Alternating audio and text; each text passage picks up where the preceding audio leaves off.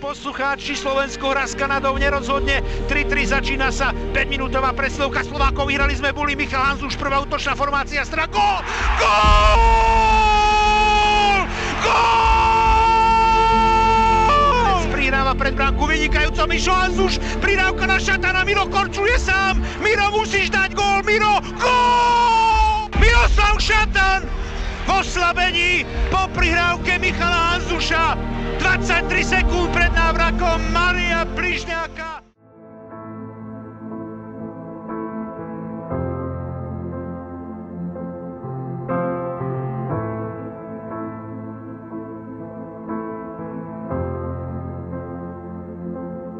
You were standing in the wake of devastation, when you were waiting on the edge of the unknown, and with the cataclysm raining down, inside's crying, save me now. You were there impossibly alone. Do you feel cold? Teraz sa to rozprúdilo, hrá sa veľmi útočný hokej, Miklikov, gól! Nádhera, prvý gól na týchto majstrovstvách sveta. Už sa ale dostane aj po dialogovej príležitosti a v zápätí Olvecký. 2-0 pre Slovensko.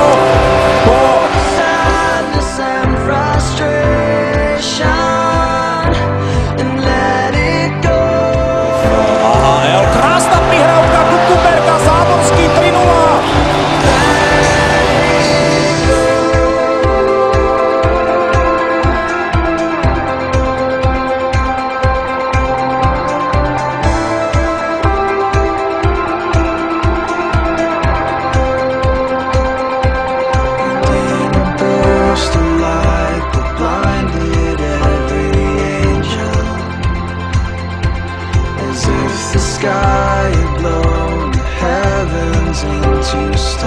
Pri Mantinelli útočné pásmo vyrovnané 1-1. Mário Bližňák. Víte sa čo vymyslel Mihály? Gól! Záborský vyrovnáva na 2. Tam je Roman Kukumber, prihráva Miklíkovi, ktorý neusmernil klub. Gól! 3-2. Tomáš Záborský otáča skóre.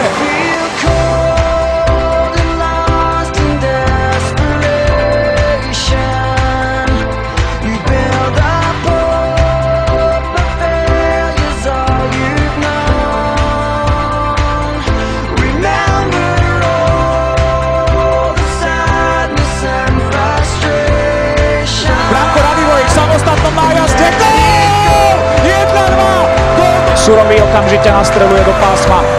Podľa teoretických predpokladov nám americký herný štýl môže vyhovovať a vyhovuje hneď gól Branka Radivojeviča po 15 sekundách.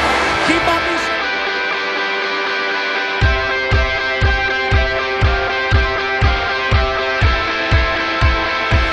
Záborský v príležitosti prihráva, vydávajú gól! Presilovkový gól na 3-0. Chlapci, paráda. Kombinácia ako víno. Markovi by sme dopriali debutový gól na šampionáte. Ešte Šatanová práca. A je to tam. Marko Dano spečatil slovenský postup do štvrťfinále. Mezeja do rohu. Ti nemu je Pilström. Tam má Braňo jednoznačne fyzický návrh.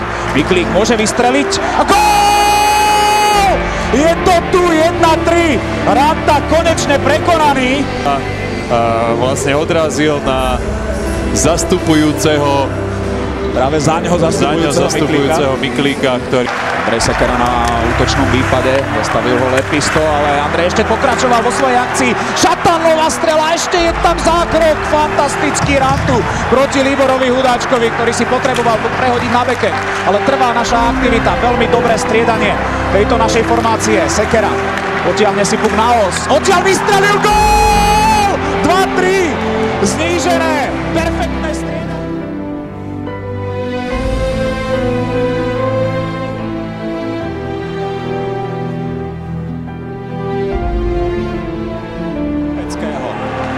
Nemu je tam Jetánem. Pecký posúva na modrú. Mezejovi jeho strelu sa snažil tečovať. Gól! 3-3!